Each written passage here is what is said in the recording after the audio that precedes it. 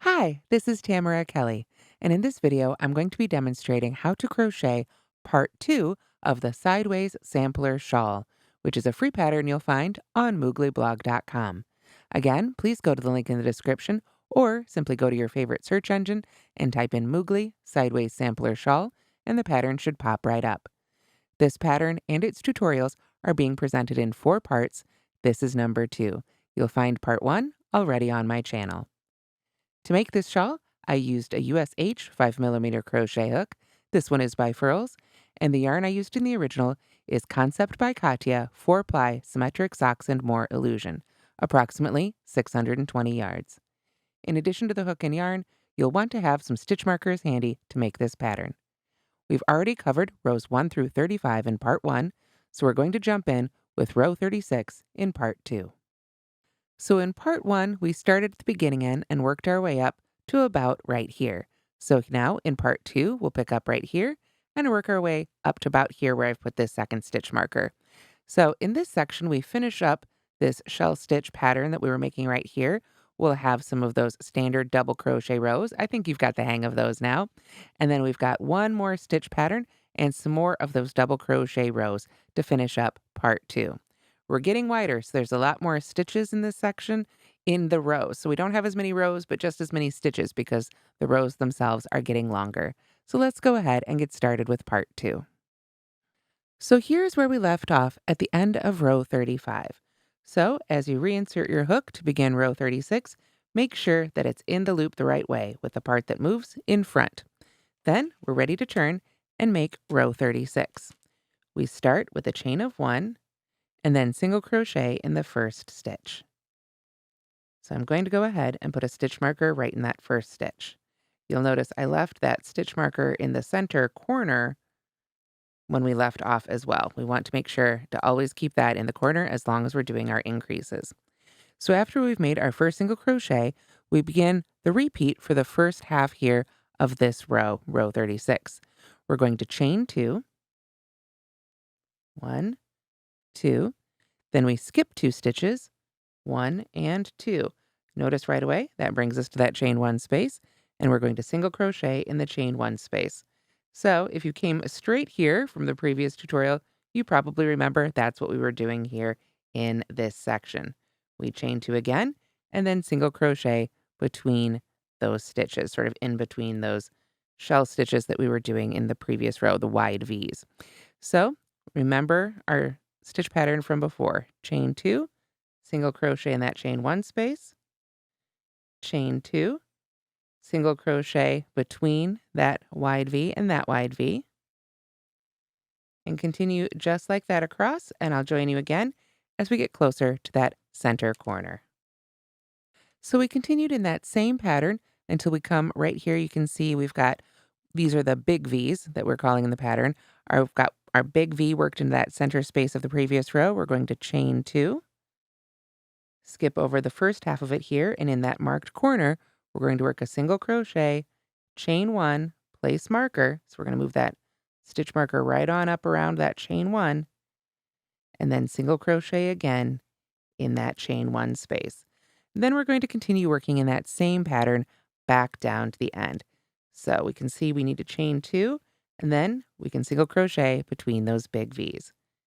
Chain 2 again, and single crochet in that chain 1 space in the center of the next big V. So we'll just continue down this side, and I'll see you again as we get to the end of row 36. So here you can see I've worked down the second side just as before. When we get to the end, of course, we're going to work our last single crochet right in that last stitch so that our row is nice and anchored. And with that, we're now ready for row 37. So I've taken the liberty of making our first stitch already for row 37, a chainless starting double crochet. You saw me do that several times in part 1, so I went ahead and made it for our first stitch. So now we can jump right into the repeat for row 37. And for row 37, we're essentially setting up another section of plain double crochet stitches, but of course we need to do something special to work into what we've got right here. So again, after we've done our double crochet or double crochet substitute in our first stitch, we then double crochet in the next chain space. So we can go right in that chain 2 space, nice and easy. Then we double crochet in the next single crochet. And because of the way that row is lined up, that's our repeat. Double crochet in the next chain space, and then double crochet in the next single crochet. Double crochet in the next chain space, and again, double crochet in the next single crochet. So we're going to continue this all the way till we get to that center corner. So I'll see you when we get there. All right, so I've been working double crochets, one each into the single crochets and in those chain spaces, and that brings us to the first single crochet that was worked into the previous corner there. So we're right at our marked chain space. So in that marked chain space, our corner, we're going to work a double crochet, chain 2, and place marker. Always want to keep moving that up as long as we've got our increases going. Once we start decreasing, you can get rid of the center one, but for now it's important. And then, of course, we want to double crochet back in that same chain 1 space. There we are. Then we can pick up our pattern again. Now coming down this side, we first need to double crochet in the single crochet right there, the other one that was in the previous corner. And then we can go ahead and double crochet in the chain space, and then the single crochet, and then the chain space, all the way down until we get to the end and double crochet in the very last stitch. So I'll see you at the end of row 37. So here's what your shawl should look like at the end of row 37. This sets us up for 4 more of those plain double crochet rows, the ones we're doing in between our special stitches. So for rows 38 through 41, we double crochet to the corner, and then in each corner space, we put a double crochet, chain 2, and place that marker, and double crochet again. Our standard double crochet rows. So you will end up with a total of 72 double crochets at the end of row 41. For the purposes of time in this demonstration and being able to get it all filmed in a day, I'm going to go ahead and skip those rows and jump ahead to row 42. So I've taken the liberty of making the first stitch of row 42, again, whichever double crochet substitute you prefer. After that, we're ready to begin our repeat. We skip the next stitch and then make a V-stitch in the next stitch. And that's our repeat. Skip the next stitch, V-stitch in the stitch after that. Now, remember, for this pattern, a V-stitch as defined as double crochet, chain 1, and double crochet worked all into the same stitch. So let's do that together. We're going to skip the next stitch and V-stitch in the stitch after that. So that's double crochet, chain 1, and double crochet in that same stitch. Then we skip the next stitch and do it again. Double crochet, chain 1, and double crochet in that same stitch. Just like that. So you'll keep doing that across until we get to that center space, and I'll meet you there. So you can see I've worked my V-stitches all the way until we've got one stitch before our marked corner chain 2 space. So we're going to skip that last stitch and work another V-stitch right in that space, right in our corner. Double crochet, chain 1, and double crochet again. And of course, we want to move our stitch marker up to that chain 1 because that is our new corner. After that, we work down the side the same way. We're going to skip the next stitch and V-stitch in the stitch after that. Continue in pattern, and I'll see you at the end of the row. So here I've come to the end of row 42. We did our V-stitches down the side. We always skip a stitch in between, and then we skip that second to last stitch and put one single crochet in the very last stitch to even out and do the same thing we did at the very beginning. So now, with that done, we're ready for row 43. So now we're ready to begin row 43. I've already made my starting double crochet in the first stitch, and of course, you can always make it however you like. Then we get to do another new stitch. We're going to work an X stitch in each of our V stitches. So let's take a look at what we've got right here. Here is the first one of our V stitches in the row below.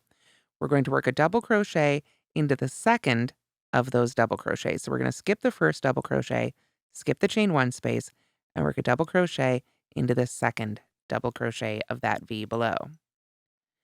Then we'll chain 1, and now we're going to double crochet back in that skipped double crochet, the first one of the V, working in front of the double crochet we just made.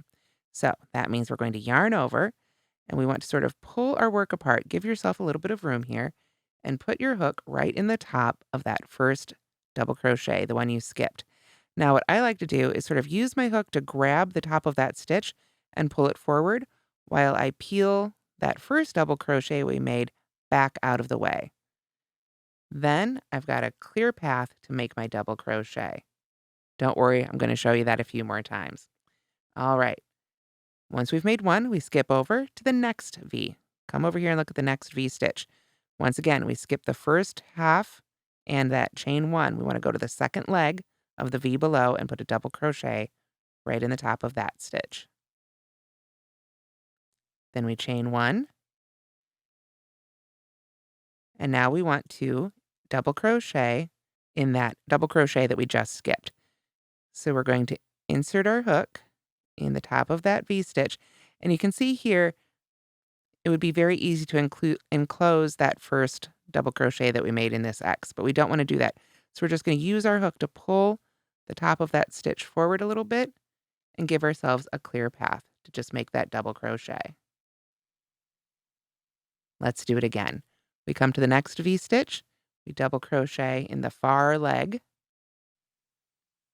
and chain one, and then double crochet in the skipped double crochet.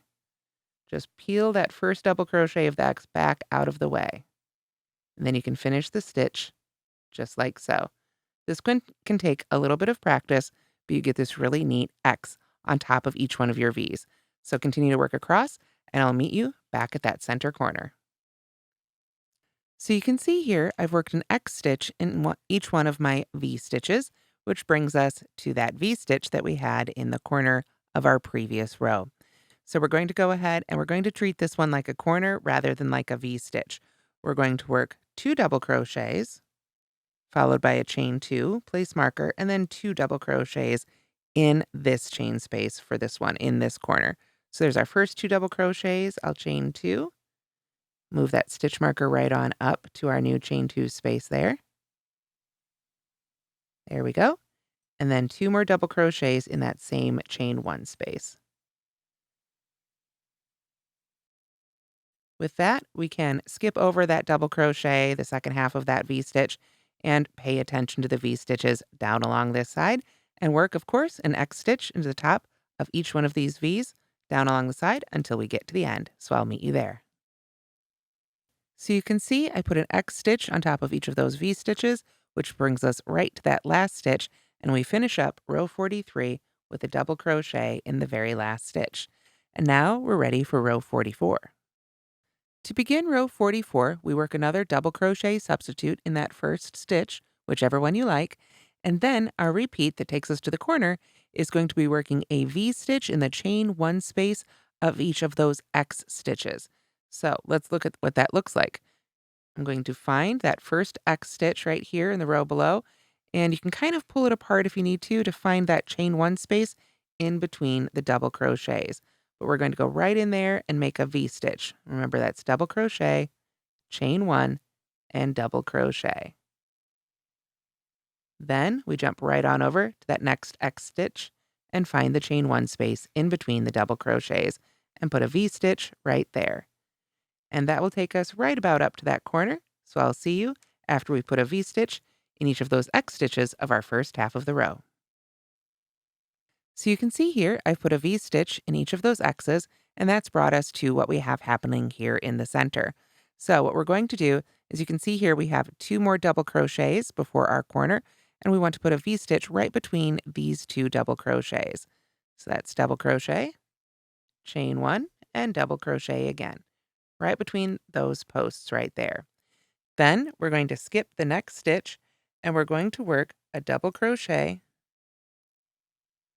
chain 2, and double crochet in that corner. And of course, we're going to move that stitch marker right on up here to that new chain 2, our new corner. And then we want to repeat what we did on the first half. So that means we're going to start by putting a V-stitch between these 2 double crochets here. Double crochet, chain 1, double crochet. And then We're ready to continue down the side like we were doing before, putting a V-stitch in the center of each of those X stitches, right in that chain 1 space between the double crochets. So we're going to continue that right on down to the end, and I'll see you when we get to the end of row 44. So I've finished up row 44 with a V-stitch in the top of each of those X stitches in the row below, and then of course we need to put 1 double crochet in that very last stitch to finish it all up. So this is what it should look like at the end of row 44, and now we're ready for row 45. So coming back to the original shawl, you can see right here is row 42 with our V-stitches. Here we have row 43 with our X stitches, and here we have row 44, another row of V-stitches that we just finished. Row 45 is another repeat of the X stitches, just like the row we did below, but of course, we'll have another V there. We're increasing our stitches, but otherwise it's exactly the same. Same goes for row 46, which would be our final row of V stitches right here. So rows 45 and 46 are really just repeats of rows 43 and 44 with a couple more repeats because our rows have gotten longer. After that, we go right back to our double crochet stitches. So if we pull this down a little bit right here, you can see we're going to end section 2 here, part 2 if you will, on row 52. So for this section, we switch back to those standard double crochet rows. You can refer to your written instructions if you need to. We've got rows 47, 48, 49, 50, 51, and 52. All standard double crochet rows with that increase in the middle, just like we've been doing in all those plain double crochet sections before. So you can follow along with the written instructions for that or refer back to the previous video sections if you need to. And then we'll be able to pick it up here in part 3 with row 53. And you can see then we've got just a few more rows of increases before we switch over to the decreases. So lots of excitement coming in parts 3 and 4. And that's how to crochet part 2 of the Sideways Sampler Shawl. We'll pick back up with row 53 in part 3. Thanks so much for watching, and don't forget to like and subscribe.